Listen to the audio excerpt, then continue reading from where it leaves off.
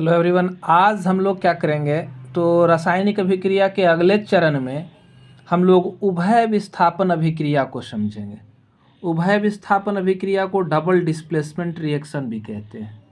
यहाँ क्या होना है, एकल विस्थापन में हम लोगों ने देखा कि कुछ परमाणु या उसके समूह जो है विस्थापित होते थे किसी यौगिक से।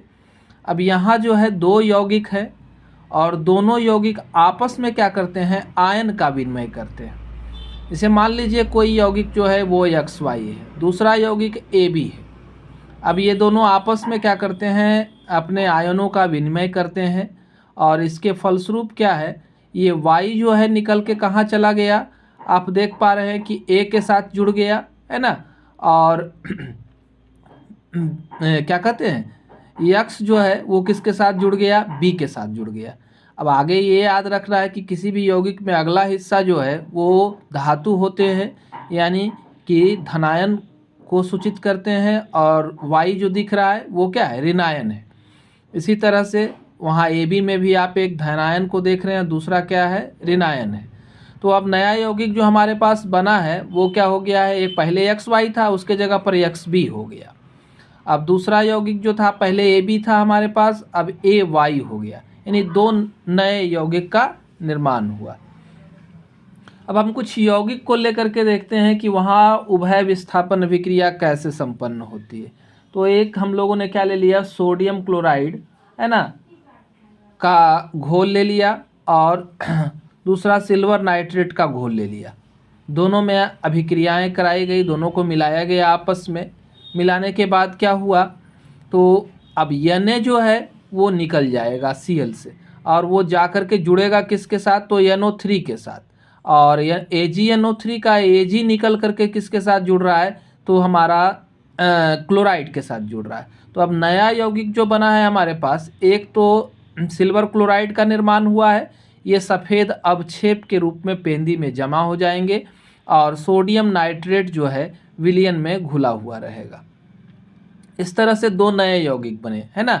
और दोनों में क्या हुआ, हम लोग आयन का एक्सचेंज को देख रहे हैं। अगला यौगिक हम लोग ले रहे हैं बेरियम क्लोराइड का घोल और दूसरा सोडियम सल्फेट का घोल, ठीक है। अब दोनों को अभिक्रिया करा दिए, तो फिर इसी तरह से बेरियम जो है वो सल्फेट के साथ जुड़ गया, और हमारा ये जो था सोडियम जो था वो क्लोराइड के साथ जुड़ गया। तो अब हमारा बना क्या, तो बेरियम सल्फेट का अवक्षेप बनेगा पेंदी में सफ़ेद रंग का, और साथ में सोडियम क्लोराइड घुल विलयन के रूप में हमें मिलेगा। अब इसी तरह से अगली अभिक्रिया को देखते हैं। फेरस सल्फेट लिया गया है, अब इसको फेरस सल्फाइड है, और इसको हम लोग सल्फ्यूरिक अम्ल से अभिक्रिया कराते हैं। तो क्या होता है, फेरस सल्फेट से Fe जो है निकल करके सल्फेट के साथ जुड़ जाता है, फेरस क्या कहते हैं, Fe के साथ जुड़ जाता है, फेरस सल्फेट का फॉर्मेशन करेगा, है ना। और साथ में क्या होगा कि हाइड्रोजन जो निकला वो सल्फर के साथ जुड़ जाएगा, FeS के सल्फर के, है ना, और बनाएगा क्या, हाइड्रोजन सल्फाइड गैस के रूप में ये मुक्त हो जाएगा। तो इस तरह से हमारा फेरस सल्फेट बना और हाइड्रोजन सल्फाइड गैस के रूप में बाहर मुक्त हो गया।